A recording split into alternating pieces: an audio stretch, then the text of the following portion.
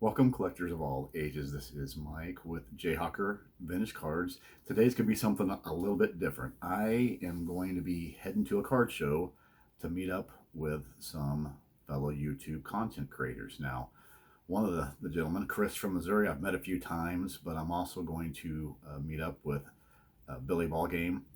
I'm also going to meet up with Joe, Redneck Collector, and Billy and Chris. They're actually going to be setting up at the show, and so I'm going to come just hang out and talk cards with them. And there's going to be some other YouTubers there and some friends of Chris, I think, that are also going to set up.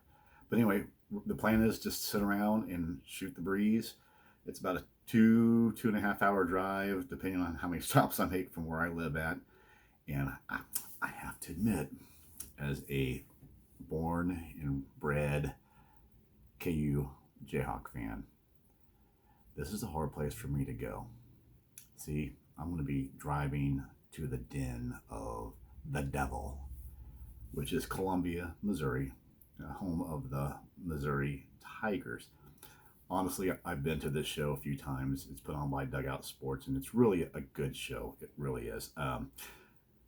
Most of the time, there's a lot of vintage there compared to the similar sizes of shows that are around Kansas City. So I'm looking forward to that. But hey, the main reason I'm going is I just want to meet some new guys, some fellow YouTubers, introduce myself. I know them a little bit, obviously, from watching their content and emailing them and talking to them on the phone. So should be a good day. I'm also celebrating 1 month as a YouTube content creator. So watched videos for years, finally took the plunge a little over a month ago at the end of March. So I'm pretty happy. I'm having a blast, to be honest with you. I didn't know how many subscribers I was going to have because that wasn't the main thing. The main thing for me, it was to, you know, talk about my collection, share my stories about my cards, because I've not had anybody to share those stories with basically ever. So this is great to find this community. So hey, I don't want to take up too much time here. I might video some of the show. We'll see how that goes.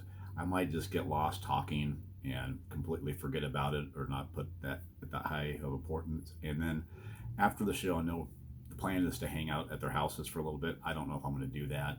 Depends on how the things are going and how my back feels and things like that, and how late it gets. But I'm just looking forward to hanging out with some guys and talking cards. And what a better way to spend a beautiful Saturday, right? So I'm going to turn this off, and next time you'll see, it'll either be at the show or at one of their houses or when I get back. So talk to you then. Hey everybody. Well, I hate to disappoint you, but I did not record any videos from the show. I was having way too much fun just sitting around talking sports cards. Ended up staying a lot longer than I had anticipated. I got there about 9:15. Stayed through, helped cover some tables when guys walked around to look at other cards, and then after the show itself, went and hung out at two different guys' house afterwards just to talk cards, just the group of us. So, and I'll put all their names in my description, but I hung out with Chris from Missouri, hung out with Billy Ballgame, and I'll talk a little bit about him here in a second. Hung out with Doug from Video Guy 316. Hung out with Joe, Redneck Collector, and then a couple of Chris's friends were there, and then another guy who's on YouTube, but I don't think he's had any videos yet, and that's Brian from SEMO Brian T. And again, I'll put all their YouTube links in the description. If you've watched Billy Ballgame's video, it was pretty touching. He had some things that he had to deal with, and he had a great show, and it was really nice to see the relief on his face. That was an awesome deal. But I think I left Chris's house around 7 o'clock, and for the 2.5 hour drive back to where I live at. But it was worth it. I mean, we just talked cards all day. I learned so much from these guys.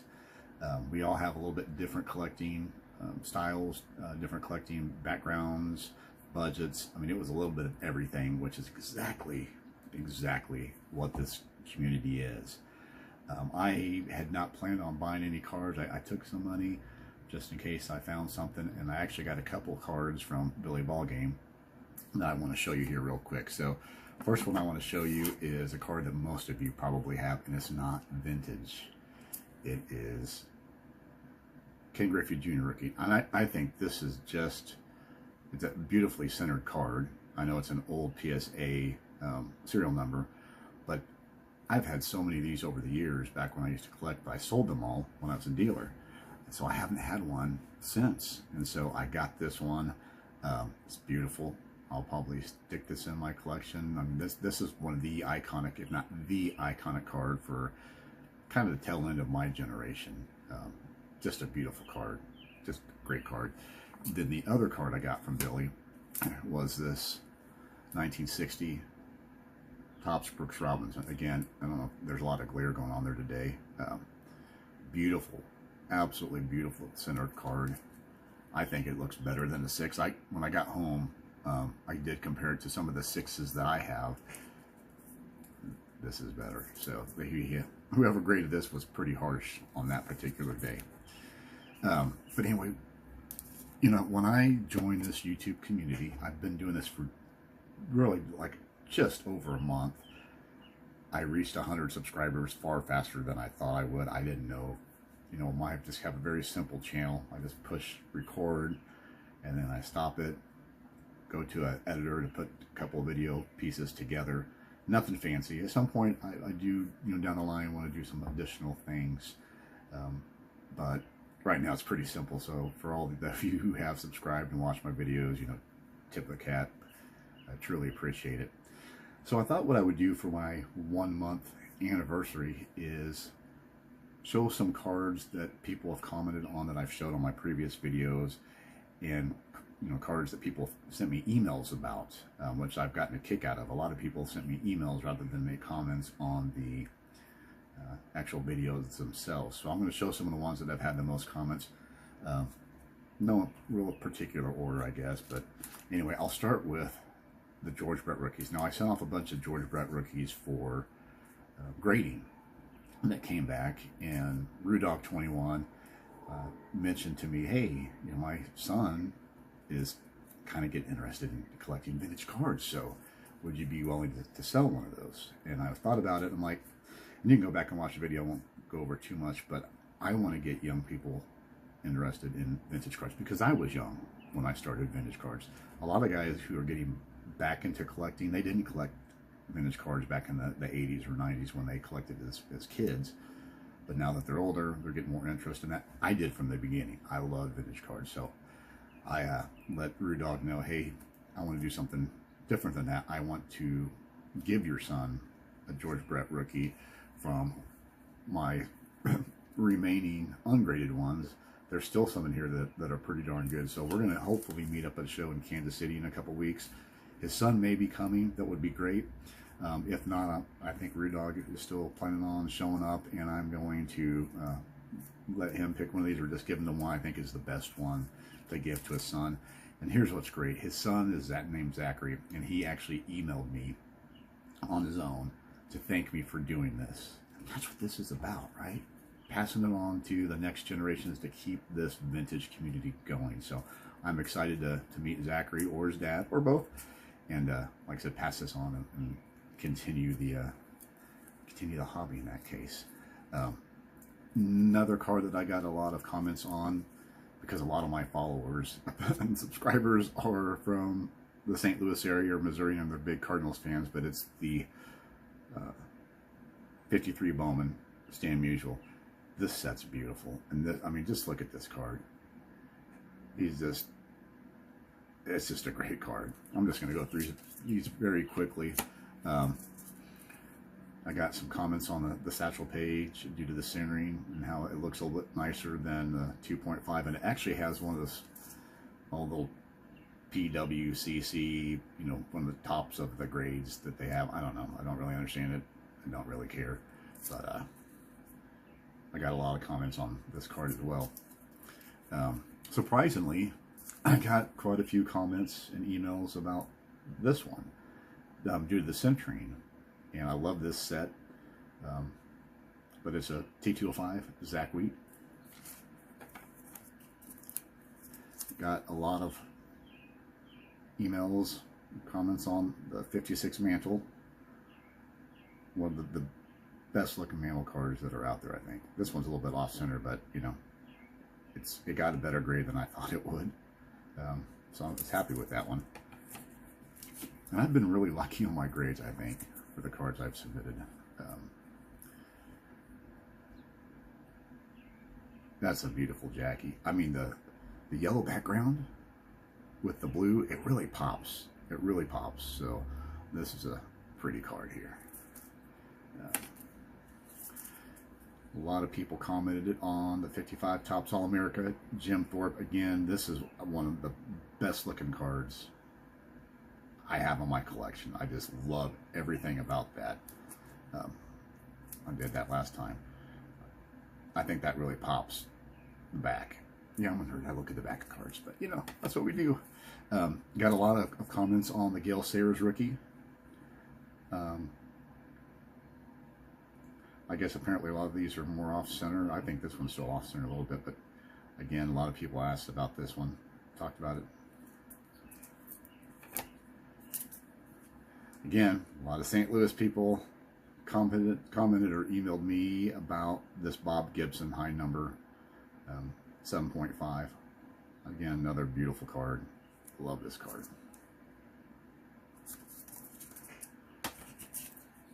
Okay. A lot of people also commented on this card. Really quickly, if you haven't watched my previous videos, Nolan Ryan was my guy growing up, before most of the country fell in love with this guy. So I started collecting him in 1982. And I got this card from my earliest mentor when it came to the hobby. And I paid 11 bucks for this Nolan Ryan rookie. And it used to be in a binder, you know, the 9 sleeves. So how many times I stuck this in the binder and took it out when I was young, probably couldn't even count that high. I mean, it was just that many. So for this to still be in this shape, I got lucky. Absolutely.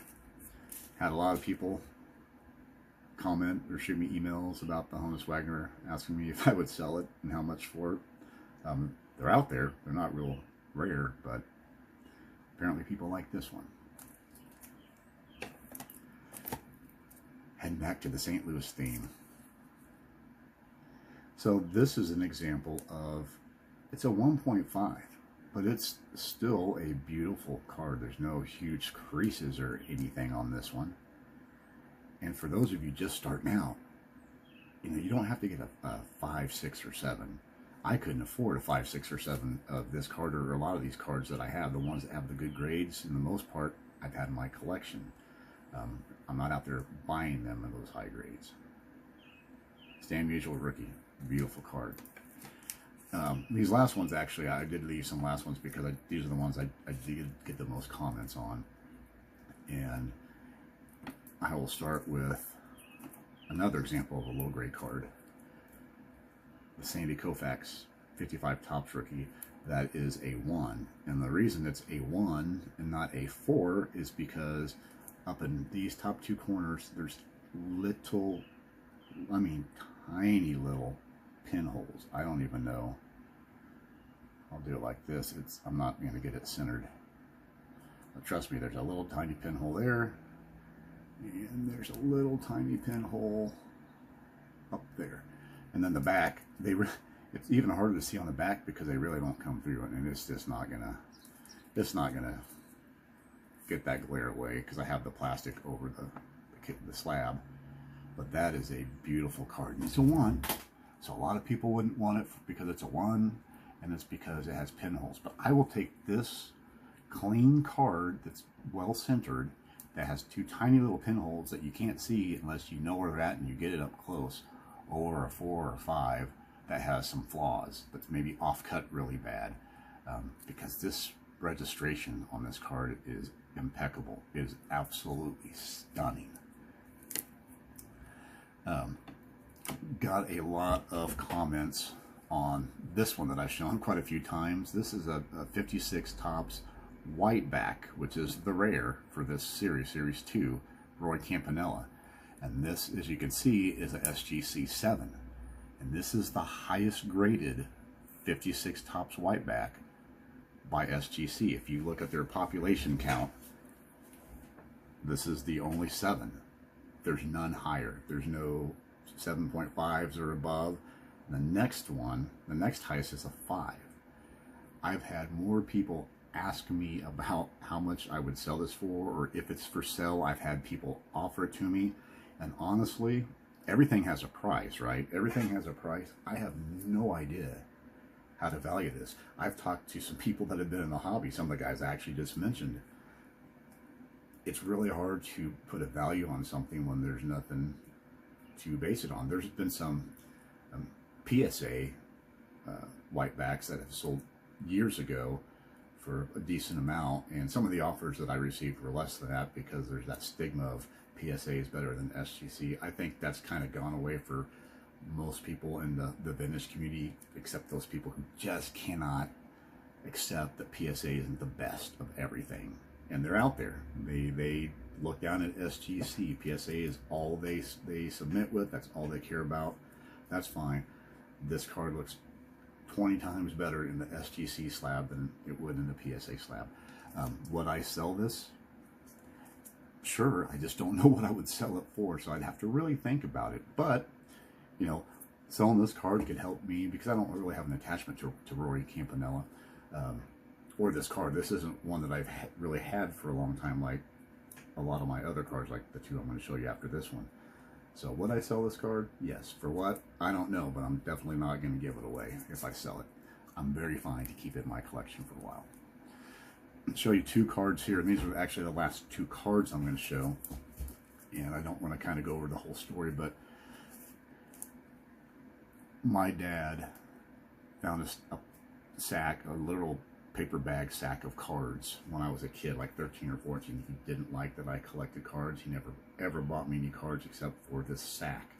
And what happened was he went to a garage sale in a bunch of paper sacks like you put your lunch in, and he asked this little old lady who had this whole table full of sacks, you know, how much she would sell that sack for. And she said a quarter. Not a quarter per card, a quarter per sack. And that sack was full of 61 tops, and I can't remember how many 62. Now, I've sold quite a few of these over the years, but I've kept some back. And I finally started submitting the cards this year for the first, submitting my cards to SGC for the first time ever this year. And these are 2 of the ones that came back, and they are just beautiful. This is the Roberto Clemente. Like I said, just a beautiful card. I absolutely love that card. This one I'm never going to sell because this was the very first card that I saw when he actually started by giving me some that he had in a pocket in his shirt. The rest he had kept in the bag. This is the top one. Not because he knew who Roberto Clemente was, because I'm sure he did not know who Roberto Clemente was. It just happened to be the card that was on the top. And this is the highest graded one that actually came back of the ones that I've submitted so far. And that's Frank Robinson and an 8. There was a Billy Williams that I think looks better than this in terms of sharper, maybe a little more off center. Came back as a 6. So that was actually a disappointing grade to me, but this is just a beautiful card. Love it. And then the last thing that people really commented on is not a card. So, you know, I would love to get back and do pre-war cards, but there's certain guys that I'm not ever going to be able to afford a pre-war card from their playing days that I would really like to have. You should never say never because you never know, but it's probably going to be never. One's Babe Ruth. Another is Lou Gehrig. Another is Ty Cobb, although that one I might be able to get some. Honus Wagner I would love to have, but he doesn't have a lot of cards and they're super pricey. And then the other one that doesn't have a lot of cards is Shoeless Joe Jackson. Well, I happened to go to a card show a few months back, and I've seen these at a couple places. I normally have bigger shows, and this was not a bigger show. But this is a 1914 B18 blanket of Shoeless Joe Jackson. And the price that I got for this is so far less than what's I've seen sold on eBay and 130 point, I mean, far less. And there's no way I could pass this up. This is more than I think I've ever paid for a card. But you know, you see the sell price that people are trying to sell these for are really high. But then you don't really look at that. You want to look at what they've been selling for, the sold price. And this is significantly less than what those sold prices are, even, you know, the most recent ones. So I couldn't pass this up, because this is the only thing from Joe Jackson I'm ever going to get from his playing days, except for the relic cards. So I just put that one out, so I'm not going to show you any of those relic cards, but I do have a really cool relic card that has a bunch of Hall of Fame sluggers on there, and Joe Jackson's on that card. They're bat pieces, so if you want to watch that, it's different than all my other videos, so I'm not going to rehash all those. But I love this community, and when I was sitting around talking to those guys that I mentioned, I probably said it 100 times because I was so happy. And yesterday was one of the most fun times I've had in my life in years. And I'm not just saying that. It's because I got to sit around, talk to some new friends about vintage cards and the education, the stuff that I learned yesterday, the stuff that I was able to tell them about things. It was outstanding. Another thing that was great about that is you get to learn more about the guys rather than just the cards. I learned that Chris from Missouri and I have a love for blues. So while everybody else was looking at cards and talking cards, Chris and I had a discussion on blues music, and boy, he has some great stories and some things that from his life, from that perspective, that's just fun. And that's what about when you're sitting around with friends shooting the breeze, rather than sitting on our asses watching TV or the news or just wasting time. You sit around with friends, you look at cards, you get inspired. And so I want to tell you guys, if you have, well, here's an example. There's two guys that I was covering an old guy who had some cards set up, and he had to use the restroom, so I went over and sat at his table, watching his tables for him. And these two guys came up that were a little older than me, but they wanted to kind of get back into the hobby. They remember collecting when they were younger, the junk wax, like all of us did that are our age, but they kind of had an itch for the vintage cards, but they knew nothing about it. And so they asked me, so how do I learn about this? And what I said is, go on YouTube. There's a lot of channels. Start educating yourself. And their eyes were just lighting up. They didn't know it existed. I didn't know this existed until about 5 years ago during COVID. So you could just see the energy, and they stayed for a long time going around looking at vintage cards, talking to people, and they were very appreciative of me pointing out that, hey, you can learn about this. It's not something out there that you just go into blindly. I've had a lot of people reach out to me. I did a video on being proud of your collection, because there's people out there that make the content that have cards well beyond most of our collecting means, but that's not most of us that are actually collecting. We fall more in the mid tier or the lower tier, and there's a place for everybody. You know, I don't feel ashamed of my collection, even though I can't compete with a lot of the people out there. I love my cards. I love my cards. I love the stories behind my cards, but I also enjoy watching the other people build their collection on YouTube and talk about their stories and their interests, because it's not just cards, it's the stories behind the cards, it's the stories of the people collecting the cards. You know, unlike modern and ultra modern, where it's just about flipping, and you know, you get a card in and you're trying to immediately flip it and make a big profit on it. You have no connection to the card. You have no interest in the card other than how much money you can get for it.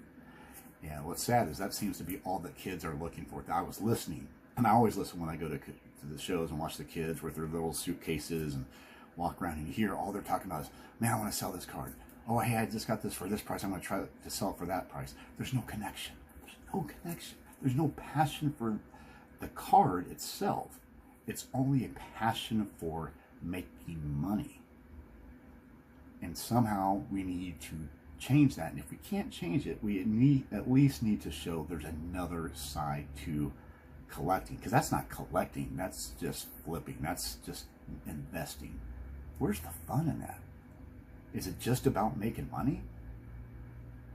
You go to Chris's house or Billy's house and eventually my house, and you see the cards treated as what they are, pieces of art, pieces of history, pieces of the games, whether it's football or basketball or baseball. We display them because we love them. It's not a commodity to us.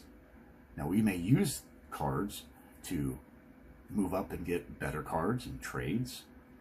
We may use our collection to supplement our income when a sudden expense arises, and thank God we have, cards that we can sell to make money on, so we don't have to dip into savings, or we don't have to stress out so much, because nothing's cheap nowadays. So let's really try to educate these kids that there's more about flipping, and adults too, because the fun in the hobby is the community. The fun of the hobby is getting cards, looking at them, the stories of our dads passing down cards, or in my case, buying a card or a sack of cards. The beauty is, finding a diamond in the rough that's not really a rough one, but not knowing what you have, and then you send it off and you get some unexpected great grade. The beauty is looking at a card that most people would think is just hideous because it has this stinking low number on there, without looking at the card and seeing how beautiful it is and how important it is. Because at one point, whoever had this card, probably back in 1955, took the time to use little needles so they wouldn't destroy it, and probably stick it on a poster board or a wall. But they kept the rest of the card in an immaculate shape. Yeah, there's a couple soft corners,